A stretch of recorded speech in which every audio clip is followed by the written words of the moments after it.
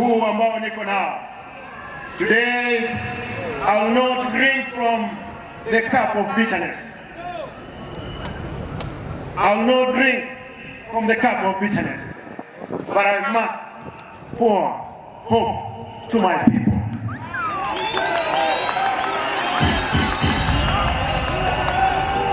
And I will say this, that we the willing, who have been led by knowing, have done the impossible for the grateful, for so long, for so little, so that now we are qualified to do anything from nothing. The time is now.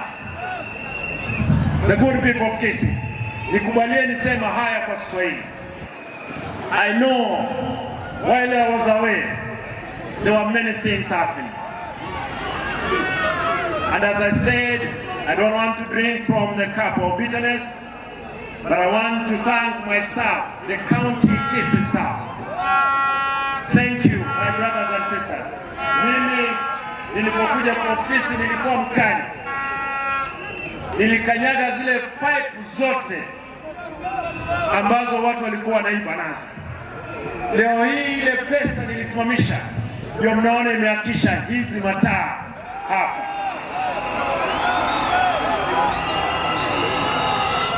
Kama nilifanya makosa, naomba msamaha. Lakini kama ninaendelea na roho ile mlionipa, mimi kama gavana wenu nitaendelea kuwafanyia kazi bila kuangalia nyuma. Wiki kadhaa zilizopita mimi sikuwepo, lakini nimepeana maziwa kwa watoto wetu 50,000 mara 3 kwa wiki.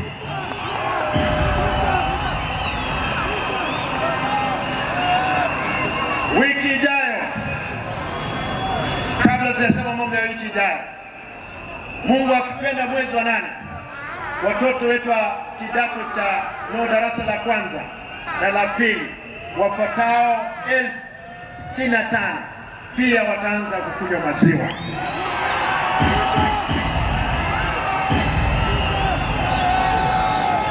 Kuna watu walikuwa wanasema maziwa hii ni ya unga, inatoka China. Wewe wacha watu wakunywe maziwa. Maziwa haya yanatoka katika KCC. Na mimi nimeamua, mnisikize, nimeamua kutengeneza factory ya maziwa hapa ATC.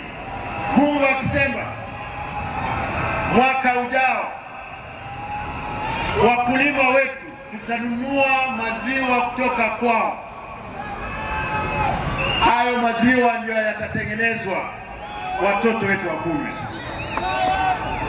Mimi wacha niseme hivi, maji katika sub county zote tumetengeneza project 500. ECD classrooms tumetengeneza 195. Classes 90 zinatengenezwa sasa. Headquarters yetu hapa tumetengeneza na pesa zetu za county, pesa shilingi milioni 500. Mwisho nimaliza kwa kusema, watu watukufu wa Kisii, hospitali yetu ya KTRH,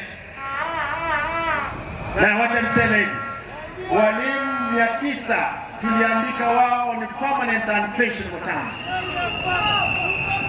Tunaandika saizi walimu 200, interviews zinaendelea. Tunaandika madaktari 300, na naomba tafadhali mtu yeyote asipeane hongo kwa sababu ya interviews. Tukimaliza pia kuna nafasi zingine mimi nitaandika ya madaktari na walimu. Kwa hivyo hauna sababu ya kupeana hongo kwa mtu yeyote. Tafadhali, mtu yeyote ambaye